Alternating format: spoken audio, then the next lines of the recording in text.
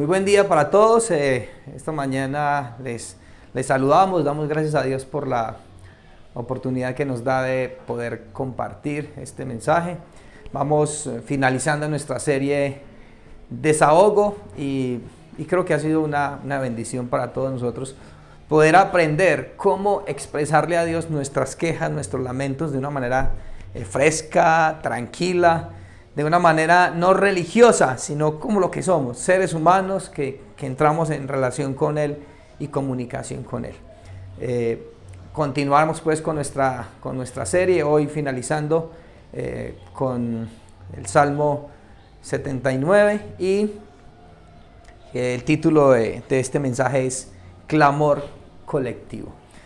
Y para iniciar la próxima semana tendremos nuestra serie de Navidad titulada Navidad en tiempos de COVID, y esperamos que sea un tiempo también de mucha edificación para nosotros, sabiendo qué viene, qué trae Navidad para nosotros en estos tiempos de COVID, tiempos de crisis, tiempos de incertidumbre. Entonces vamos a la próxima semana a centrarnos en eso. Pero hoy, para finalizar nuestra serie de mensajes de desahogo y con esto de clamor colectivo, me parece interesante que, bueno, creo que nosotros en Colombia ya estamos muy acostumbrados al tema de las marchas. ¿Y por qué marcha la gente? Porque está protestando contra injusticia, es un clamor contra la injusticia, es un clamor contra la corrupción, un clamor contra la violencia, un clamor contra robo, desigualdad, todo eso. Pero hay una cosa que me parece interesante mientras pensaba en esto, es que se sale a protestar contra esas cosas, pero diciendo que son ellos. Es que tenemos muchos corruptos, es que hay el gobierno es corrupto, políticos corruptos, pero no pensamos, salimos a protestar o como un clamor porque nosotros somos corruptos, sino porque ellos son corruptos. Se protesta porque son violentos, contra la violencia, pero no salgo a clamar, a protestar porque yo soy violento. Tampoco lo hacemos porque somos injustos, sino porque ellos son injustos. Es muy interesante que se hace estas cosas solamente pensando en el otro, en el mal que hace el otro, no en el mal que produce o que producimos nosotros, que afecta ¿a quién? Al colectivo. Y es muy interesante eso. Hoy vamos a mirar en el salmo que vamos a tratar hoy, que es un salmo imprecatorio, es un salmo interesante, uno de los textos temas bastante difíciles de predicar, porque ¿cómo así que yo voy a pedirle a Dios que haga venganza? Señor, véngate. Es como raro eso, pero este salmo es un salmo que tiene un clamor colectivo. Los textos que trabajamos anteriormente todos fueron clamores individuales. Era ¿hasta cuándo? El Salmo 13, ¿hasta cuándo, Señor? Lo que vimos hace 8 días con Jonás, estoy con el agua al cuello, yo estoy así, y se lamentaba y se quejaba por eso. Pero hoy vemos, en medio de la crisis, en medio de la consecuencia del pecado que estaba sufriendo Israel, a causa de su idolatría, que fueron llevados al cautiverio, no están diciendo, Señor, ellos, sino nosotros. El salmista Asaf se involucra dentro y todos los que están a su alrededor, o sea, todos se meten en ese clamor colectivo diciendo estas cosas. Entonces, por eso es interesante ver también, no solamente desde el punto de vista individual, sino desde el punto de vista colectivo, cómo nuestras acciones pecaminosas, cómo nuestro pecado afecta al colectivo en general, y clamar al Señor para que Él haga muchas cosas. Entonces, vamos a leer el Salmo, por favor, 79.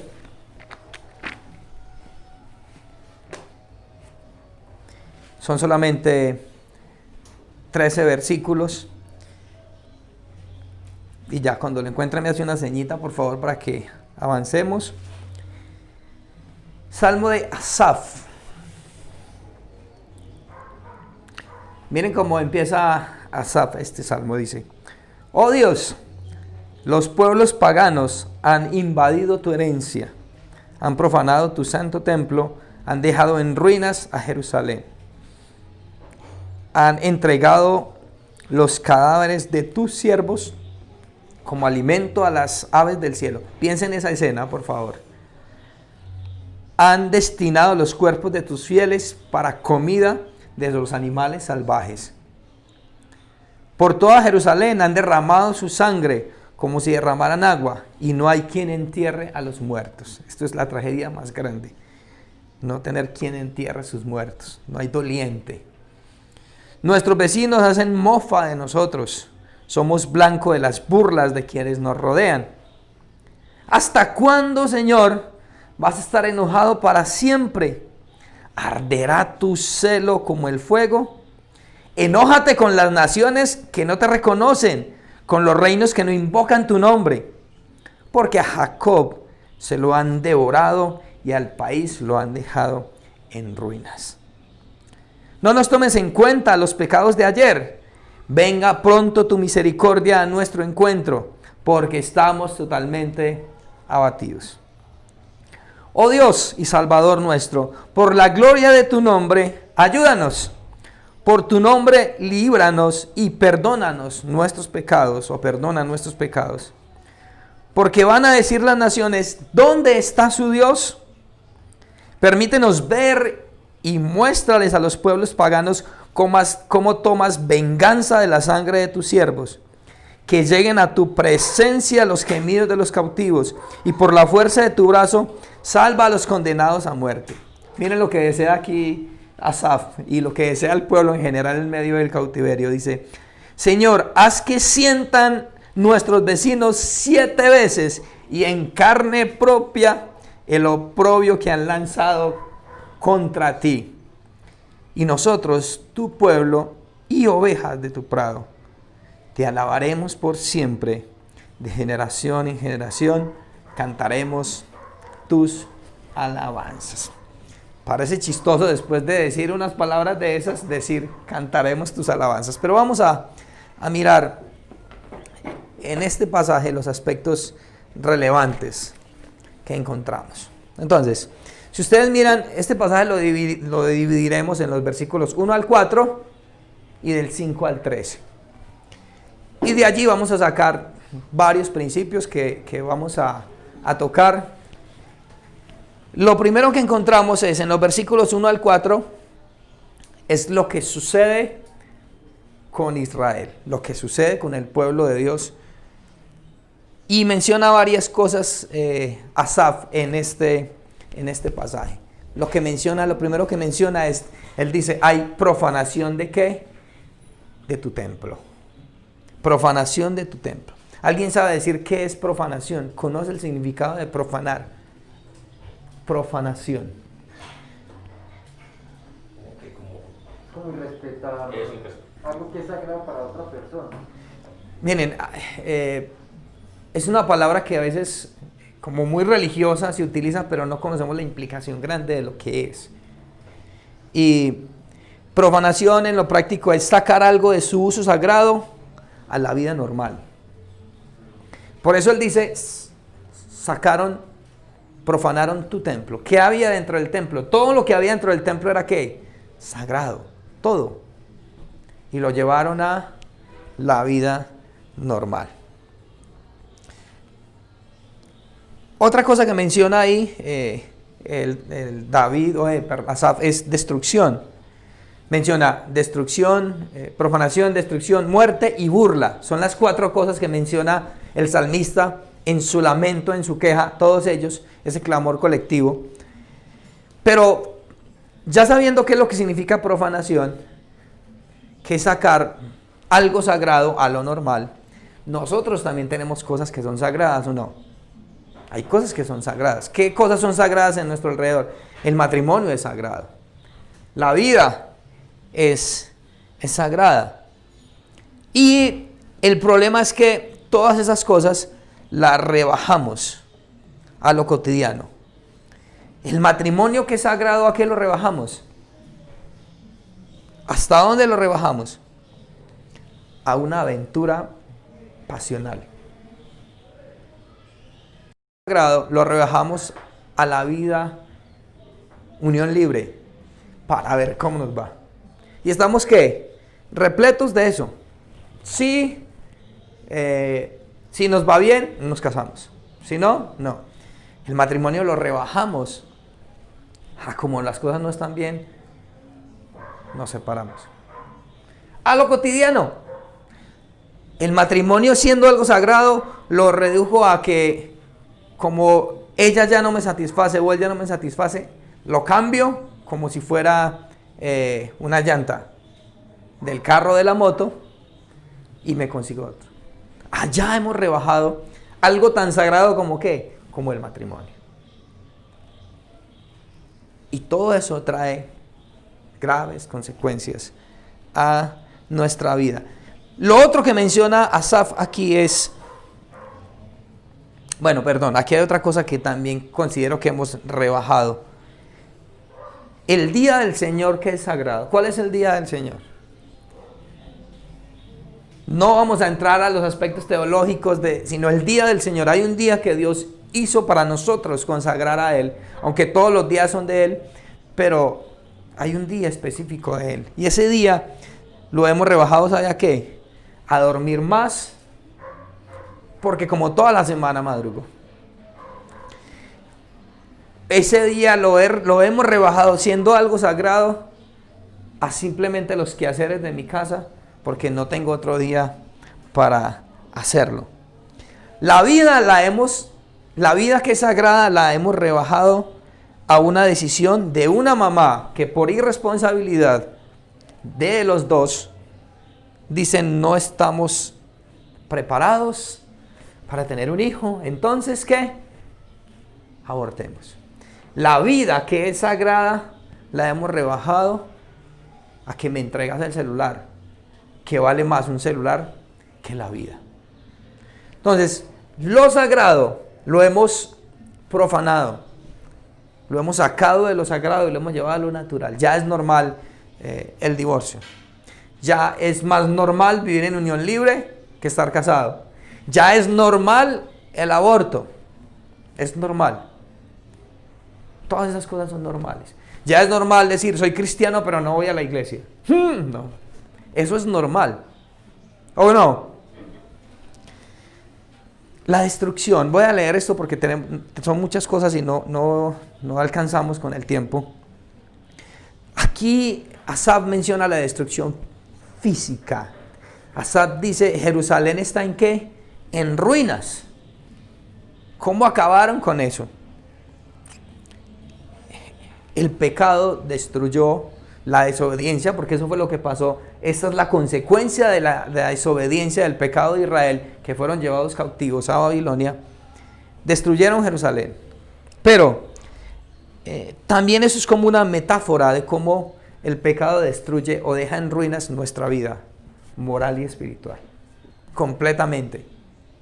El pecado acaba, ¿sabe con qué?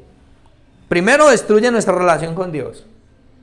Porque hasta que no nos arrepintamos, nuestra relación con Dios está fracturada completamente. Pero también el pecado destruye ¿qué? Mi familia. ¿Sabe cuántas familias hay destruidas a causa del pecado hoy?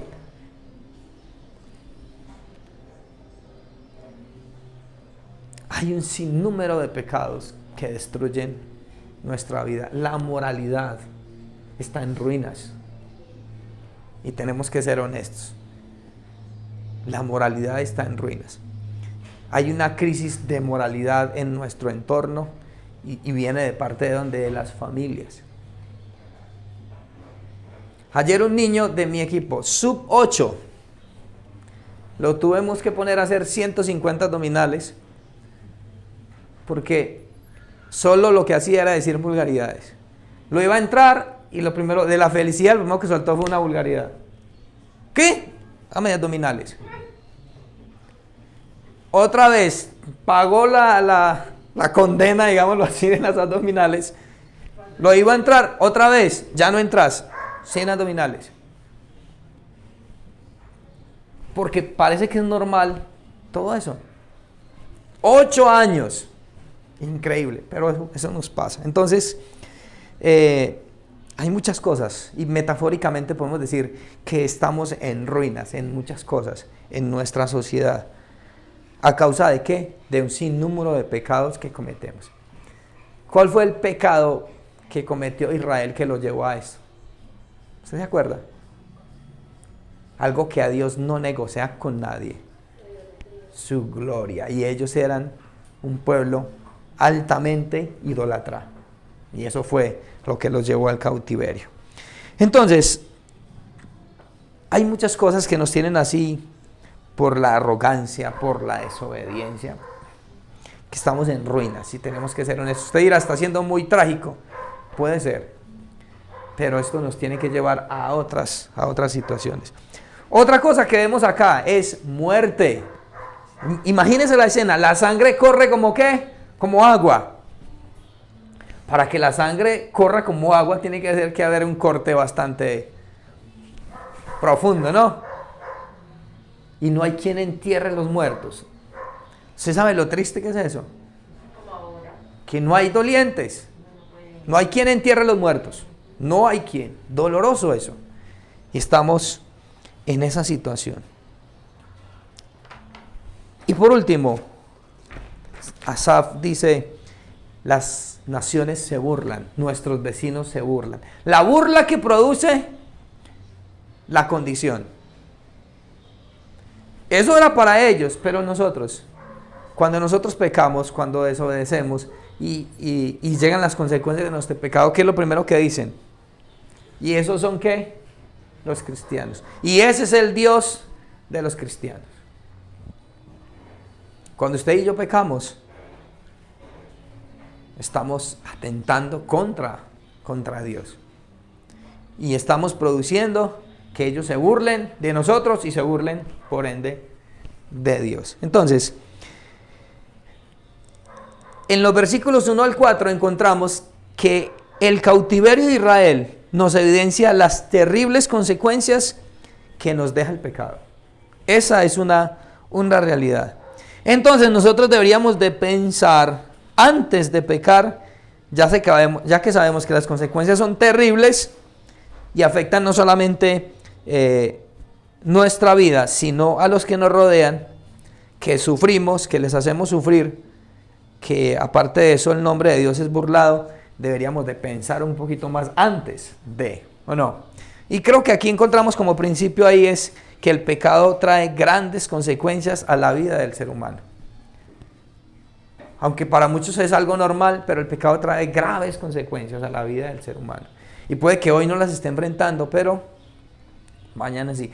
Y quizás usted y yo hoy estamos enfrentando consecuencias del pecado que hemos cometido. Entonces, con base en esto hay otros principios que vamos a extraer de aquí. Y como le dije, vamos a avanzar en esto. Lo que hace Asaf en un clamor colectivo es clamar. Clamar por justicia, pero clamar por perdón. Ellos están sufriendo. Miren la situación en que están sufriendo muchísimo. Pero en medio de ese clamor, de ese sufrimiento, hay un clamor. Y lo primero que encontramos es por ejemplo, el verso 8. Después le dice le pregunta al Señor que hasta cuándo va a estar enojado. Y lo que hablamos, es normal decirle eso. Y le dice que se enoje con las naciones paganas, o no es eso, con ellos que están haciendo más daño. Y no es porque se crean buenos, porque después pide perdón. Pero mira el verso 8. No nos tomes en cuenta los pecados de ayer. Venga pronto tu misericordia a nuestro encuentro. Me encanta esa parte. Venga tu misericordia a nuestro encuentro. Es que nos alcance tu misericordia. Y la razón, estamos totalmente, dice, abatidos. En otra versión, en la Nueva Traducción Viviente lo dice estamos desesperados. Estoy que me vuelvo ¿qué? Loco. Esto es un clamor sincero, ¿o no? Desesperado. Y es lo que hacen ellos. Les pregunta, ¿vas a estar enojado para siempre? Le dice, no nos tomes en cuenta que nuestros pecados. Y le dice, perdona nuestros pecados. Mire que no está diciendo los pecados de ellos. No están saliendo a protestar. No están saliendo a protestar porque ellos fueron los que pecaron, sino los pecados ¿de quién? De nosotros. Porque eso se incluyen ahí. El pecado de la nación completa. Ahí está. Y me encanta, como les dije, esa parte. Venga tu misericordia a nuestro encuentro. Encuéntranos, estamos desesperados. ¿Podemos nosotros decirle eso al Señor? Estoy desesperado en esta situación. Ven a mi encuentro. Perdona mi pecado. Perdona nuestro pecado. Cuando en Colombia asesinan a un líder social, nosotros tenemos que pedir perdón porque hemos pecado. No es simplemente ellos. Nosotros hemos pecado. El pecado de la nación afecta al colectivo. Y aunque usted y yo no hayamos ido a darle bala al líder, cometemos pecado. Y hay cosas que hemos hecho que no son. E involucrarnos en esa situación nos lleva a clamar por justicia, a clamar a Dios para que Él intervenga.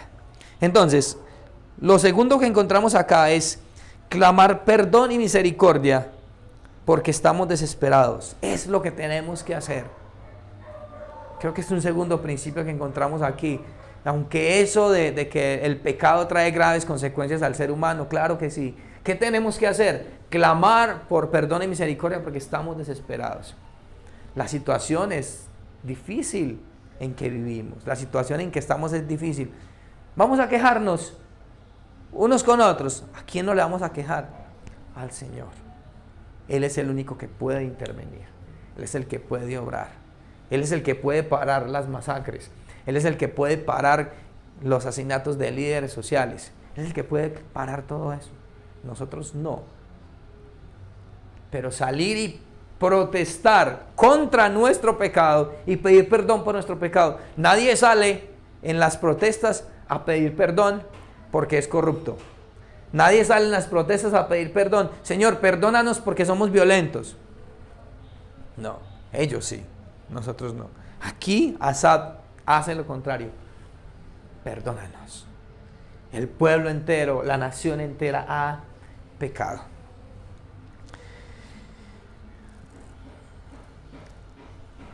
Miren, Dios a causa de nuestro pecado nos disciplina. Pero nos disciplina ¿por qué? Porque nos ama. Y aunque en ese proceso sufrimos, nos desesperamos, aunque en ese proceso pataleamos, aunque en ese proceso pasan tantas cosas, clamar a Él por su perdón. Y Él, cual Dios amoroso, hará y nos permitirá empezar de nuevo. Eso es lo más maravilloso del Señor. No importa lo que hayamos cometido, Él nos permite que empezar de nuevo. Pero tenemos que clamar perdón y misericordia por nuestra situación. ¿En qué estamos pecando como iglesia? ¿O es el pecado del otro? ¿En qué estoy pecando yo como iglesia? Como ciudadano. Lo tercero que encontramos acá es el versículo siguiente. Oh Dios, sálvanos, Dios y Salvador nuestro, por la gloria de tu nombre, ayúdanos, por tu nombre, líbranos y perdona nuestros pecados.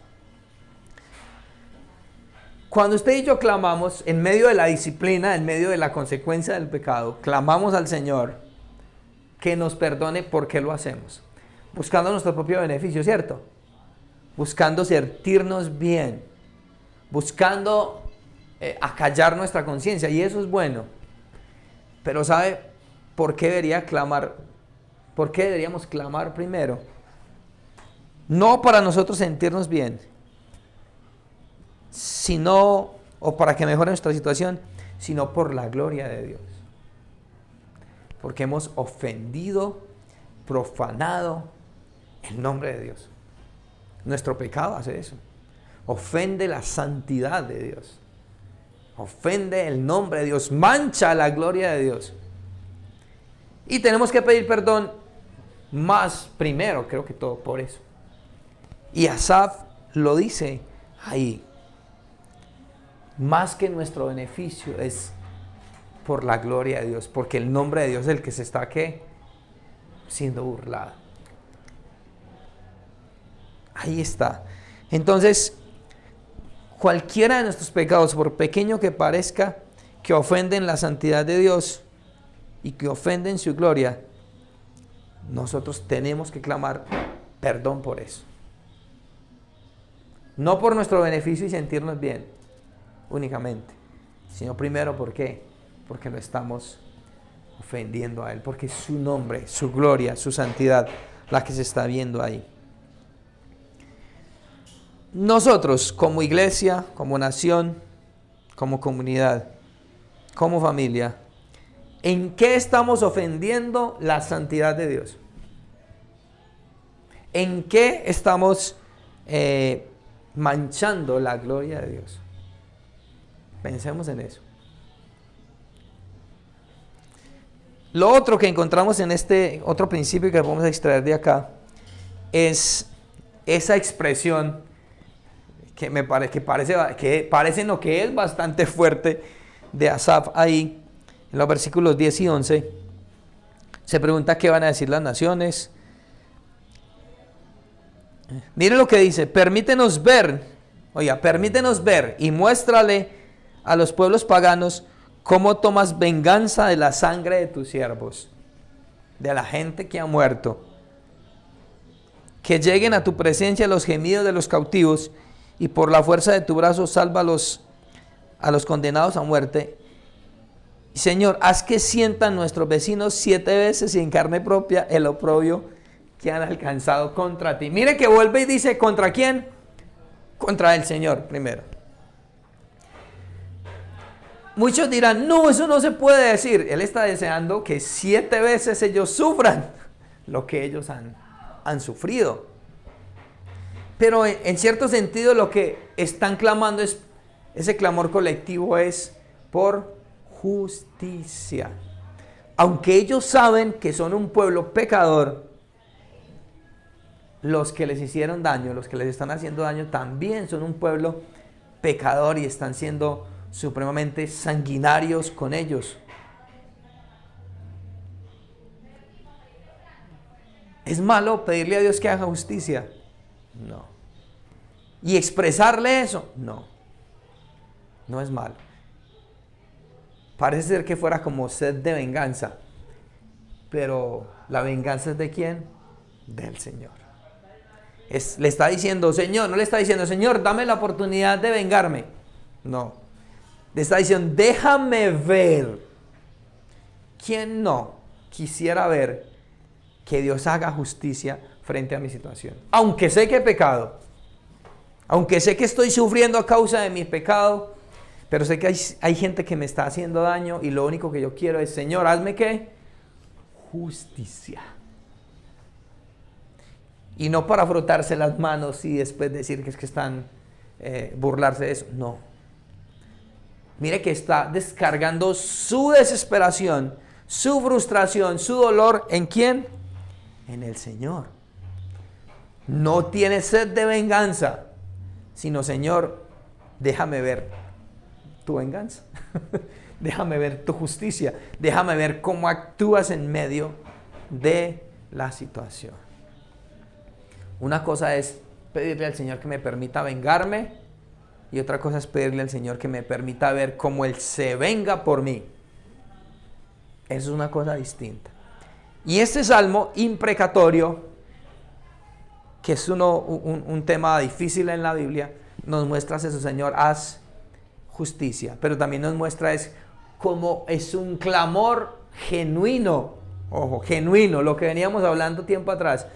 No es un clamor de palabras rebuscadas, evangélicas, podríamos decirlo así. Es un clamor genuino de que Dios actúe. Entonces, es lo otro que tenemos que hacer en medio de la crisis, en medio de la situación, es clamar para que Dios haga y nos permita ver su justicia. Ahí está. ¿Estás sufriendo por algo que te hicieron? Dile, Señor, permíteme ver tu justicia en esto. Señor, así como yo estoy sufriendo, que ellos sufran también. Esto es genuino. Y no me venga a decir aquí que usted nunca ha dicho eso. Quizás en una reunión pública no lo dice, pero en la intimidad usted está hasta deseando arrancarle la cabeza y después pide perdón. ¿Qué pasa a mí? ¿Cierto que no? ¿Cierto que no? Ajá. Entonces, hágalo, hagámoslo con naturalidad. Que Dios haga justicia y Él la va a hacer. Porque es una de sus características de su ser. Es un Dios que justo. Como nos castigó a nosotros a causa de nuestro pecado y nuestra desobediencia, lo va a hacer ¿con quién? Con ellos. Él utilizó a Babilonia para corregir a Israel, pero después cogió a Babilonia y tome para que lleve, tome lo suyo, porque era un pueblo que supremamente malo. Entonces, eso es parte de la vida, y entender entonces que la venganza es del Señor, no es nuestra, y entendamos que Dios escucha el clamor y los lamentos de sus hijos. Él vengará todo acto en contra de su pueblo, aunque también seamos culpables. Téngalo por seguro. Aunque usted y yo somos culpables, hay de aquel que se mete con un hijo del Señor. Permítame decirle eso. Y no es ni profecía, ni lo voy a hablar en lengua, ni chamachá, y nada de eso. La verdad, hay de aquel, aunque somos culpables de muchas cosas, hay de aquel que toca a un hijo del Señor. Hay de aquel. Porque el Señor cobra ¿qué? Venganza. Por eso nuestra actitud tiene que ser clamor colectivo y reconocer que somos pecadores. Pero Señor, déjame ver tu justicia en esta situación. Estamos terminando ya, para finalizar. Después de decir eso, déjame ver tu venganza. Esa conjunción ahí que une el versículo 12 y el 13. Y nosotros, tu pueblo, podríamos cambiarlo por otra palabra. Entonces, nosotros, tu pueblo, y ovejas de tu prado. Mire lo interesante. Tu pueblo y ovejas de tu prado. Eres quien nos cuida, eres quien nos pastorea. ¿Nosotros qué vamos a hacer? Alabarte. Aquí dice, por siempre, de generación en generación. Esto tiene grandes implicaciones. ¿Sabe por qué? Porque es a través de esta situación los que vienen tras de nosotros aprendan que Dios es un Dios de justicia, es un Dios perdonador. Disciplina, sí, pero porque ama. Pero es un Dios al cual podemos adorar y alabar. ¿Cuándo? Por siempre. Y que ellos aprendan que a pesar de sus pecados, a pesar de las consecuencias de sus pecados, a pesar del sufrimiento, pueden expresarle a Dios alabanza y adoración. Por lo que Él ¿qué? Hará, por lo que Él va a hacer. Cantaremos, te alabaremos por siempre, de generación en generación. Cantaremos ¿qué?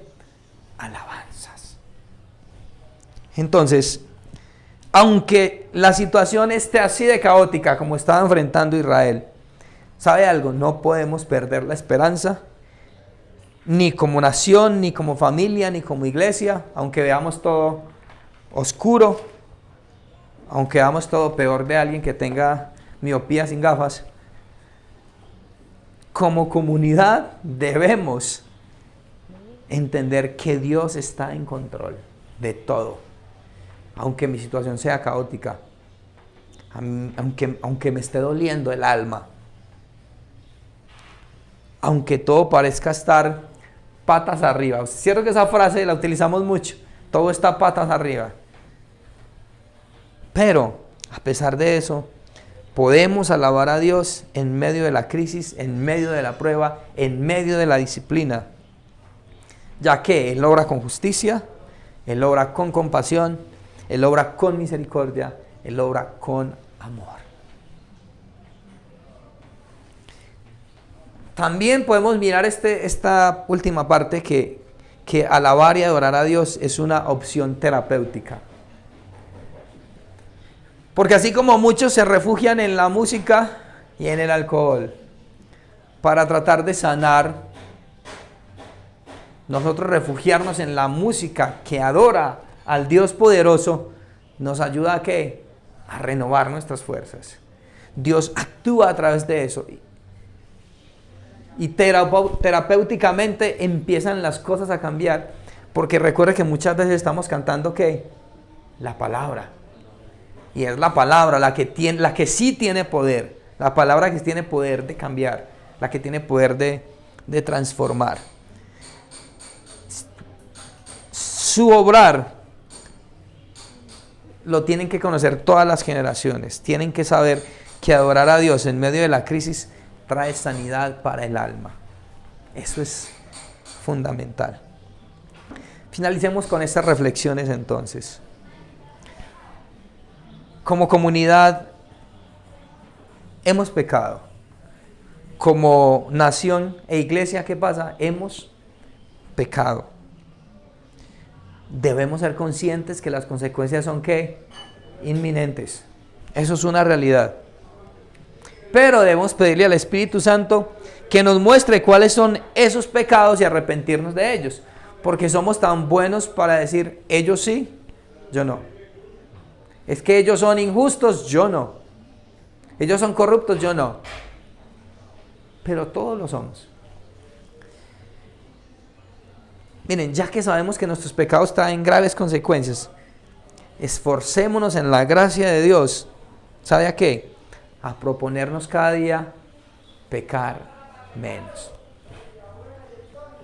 Esforcémonos en eso, en la gracia, no en nuestras fuerzas, porque si no, pero esforcémonos en la gracia, en pecar menos todos los días, en ponernos a cuentas con el Señor, en todo.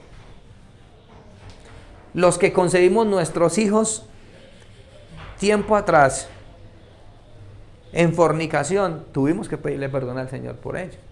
Aunque nos pusimos a cuentas, nos casamos, pero tuvimos que pedirle perdón al Señor por eso. Hagámoslo, hagámoslo. Hoy podemos disfrutar de ese perdón transformador del Señor, pero hagámoslo. Como iglesia, entonces debemos levantar un clamor de perdón a Dios para que tenga misericordia de nuestra nación, que es idólatra, corrupta e inmoral. Y ahí cabemos ¿quiénes? Todos. Estamos en la misma bolsa, corruptos, inmorales, idólatras. Ahí estamos todos. Y por último, entender que la alabanza y la adoración a Dios por su restauración nos consolará en medio de la crisis. No estamos restaurados en la totalidad, no estamos siendo restaurados ya, pero lo podemos hacer porque Él ¿qué? Lo hará. Este clamor colectivo tiene que ser fundamental para nosotros hoy. Hagámoslo. Rindámonos al Señor, pidamos perdón y dejemos que Él obre, que Él actúa. Mía es la venganza, yo pagaré. Cada acción tiene una reacción, que sea la reacción de Dios, no la nuestra. Digámosle al Señor lo que hay en nuestro corazón, digámoslo, perdón. Pero dejémoslo a Él obrar, dejémoslo a Él que actúe con justicia. Y nunca olvidemos esto, Él tiene el control. ¿Listo? Vamos a orar. Nuestro Dios, te adoramos en esta mañana y te damos gracias por dejar registrado en tu palabra estos clamores que son de tanta ayuda para nosotros, Señor. Perdónanos porque como individuos hemos pecado, pero como familia hemos pecado, como nación hemos pecado, como comunidad hemos pecado, Señor. Y eso trae consecuencias a nuestra vida. Pero te pedimos, Señor, que restaures, que tu misericordia corra tras nosotros y nos alcance y pueda, Señor, transformarnos. Haz tu justicia en medio de esta nación, en medio de nuestra situación, como iglesia, como individuos, como familia, como persona, como pareja. Haz justicia en lo que tengas que hacer. Y gracias por permitirnos expresar y ver cómo los salmistas expresan lo que hay en su corazón con honestidad, con franqueza. Ayúdanos a entender, Señor, que la relación contigo es fresca y natural, no religiosa. Y ayúdanos también a entender que siempre tienes el control, porque eres un Dios soberano. Te bendecimos, Señor, y te damos gracias en el nombre de Jesús. Amén. Buena tarde a todos. Dios les bendiga.